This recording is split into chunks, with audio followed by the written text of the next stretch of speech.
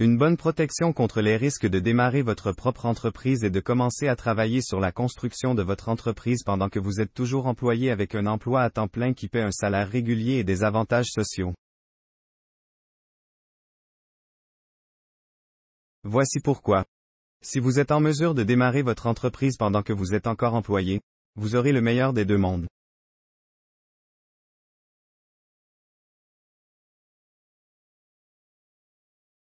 Une source de revenus stable et fiable vous donnera beaucoup plus de confiance pour tester les eaux avec une nouvelle entreprise qui a une forte probabilité d'échec au cours de la première année.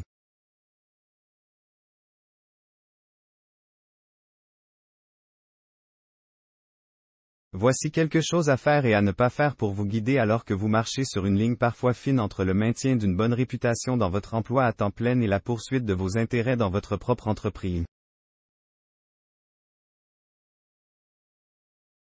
À faire envisager de gérer votre entreprise à temps partiel parallèlement à votre emploi actuel.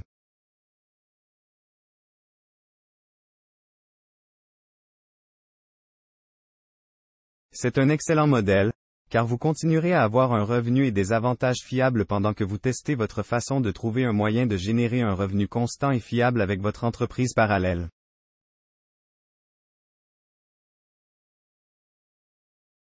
La dernière chose dont vous avez besoin lorsque vous essayez de développer votre propre entreprise est le stress supplémentaire des factures impayées qui s'accumulent ou drainent votre compte d'épargne sans un chemin clair pour le récupérer.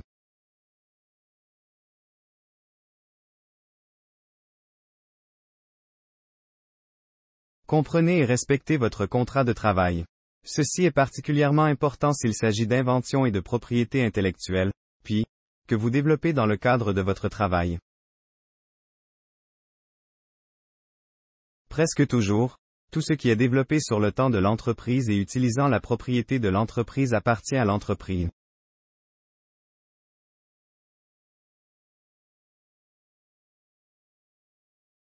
Si vous n'avez pas de contrat de travail, vous n'êtes toujours pas en clair. Consultez le manuel de l'employé de l'entreprise pour obtenir des références à la propriété des inventions et à la propriété intellectuelle. Pas de manuel? Demandez à votre responsable des ressources humaines ou à une personne occupant ce poste de vous expliquer la politique. Économisez vos revenus secondaires. Mettez de côté les réserves de trésorerie du revenu que votre start-up crée et qui peut vous soutenir quand et si vous décidez de quitter votre emploi à temps plein.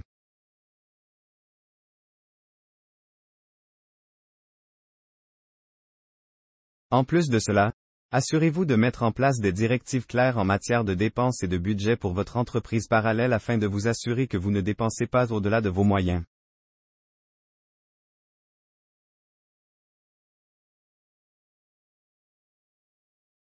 Épargner ou investir tous les bénéfices de votre entreprise parallèle vous aidera à créer un filet de sécurité pour les périodes de vaches maigres potentielles à l'avenir, une fois que vous n'aurez plus votre emploi de jour. Soyez aussi ouvert que possible avec votre employeur. En fait, si votre entreprise n'est pas compétitive avec la leur, voyez si vous pouvez la transformer en partenaire de collaboration, client ou client.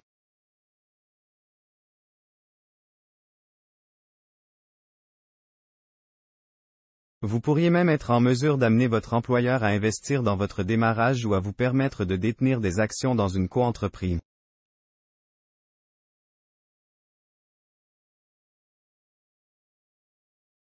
Si vous pensez que vous pourriez choisir un employeur comme client, investisseur ou partenaire, assurez-vous de consulter un avocat pour obtenir des conseils fiables sur la façon de procéder avec prudence.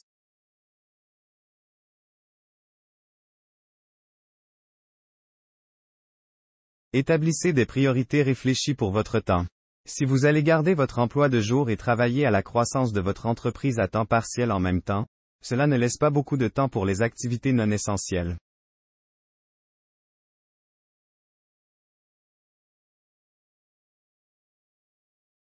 Décidez de ce qui est important, consultez les autres parties prenantes et la famille dans votre vie, puis créez une liste cible de toutes les responsabilités et activités que vous réduirez ou éliminerez pour avoir du temps pour votre entreprise.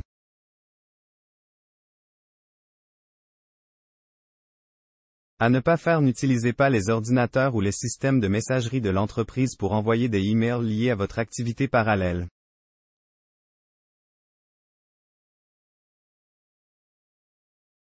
Même si vous vous connectez à votre compte de messagerie web pour envoyer un courriel, vous avez toujours des problèmes.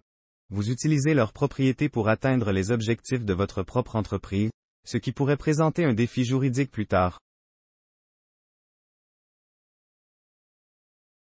Ils peuvent avoir le droit de lire les frappes que vous avez saisies, même si vos emails n'ont pas été entrés dans le système de messagerie de l'entreprise.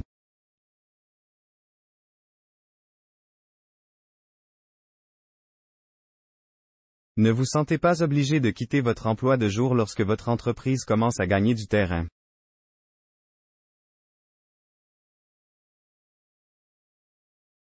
Les nouvelles entreprises passent par des cycles de vie, et certaines victoires précoces ne signifient pas nécessairement que vous avez une entreprise durable.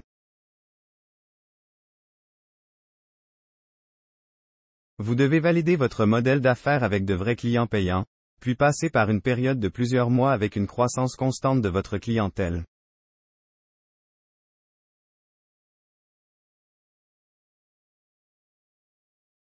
Votre revenu secondaire doit dépasser ce que vos dépenses nécessaires exigeront, avant d'envisager de quitter votre emploi de jour pour vous concentrer à temps plein sur votre nouvelle entreprise. Ne choisissez pas la mauvaise entreprise. Une entreprise qui ne se prête pas à une implication à temps partiel ne vous conviendra pas très bien si vous ne pouvez le faire qu'à temps partiel pour commencer.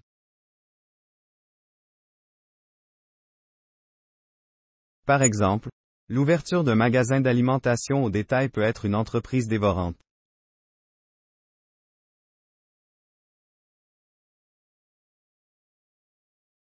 Si vous n'êtes pas joignable, si vous n'êtes pas sur le terrain au début ou si vous n'avez pas de partenaire qui est là tous les jours, vous vous préparez à un échec potentiel.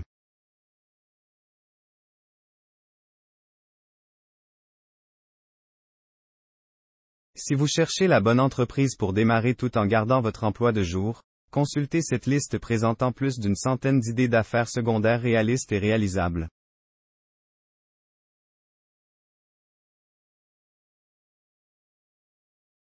Ne parlez pas de votre entreprise à temps partiel à d'autres employés autour du refroidisseur d'eau proverbial. Cela pourrait être interprété comme la promotion de votre entreprise pendant le temps de l'entreprise.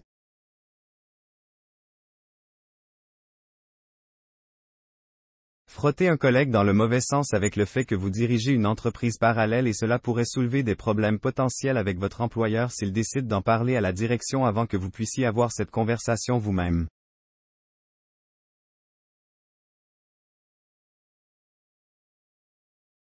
La règle du silence s'étend également aux discussions sur le temps passé par l'entreprise avec les clients et les fournisseurs de votre employeur. N'ayez pas peur de vous lancer dans l'entrepreneuriat à temps plein lorsque le moment sera venu.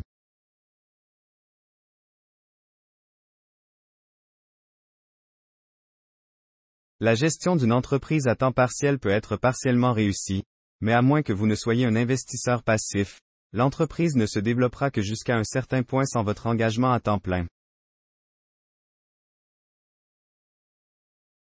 Une fois que vous avez identifié une demande claire pour votre solution et que vous disposez d'un niveau de revenu durable provenant de votre clientèle croissante, il est prudent de commencer à envisager de vous lancer dans le travail indépendant.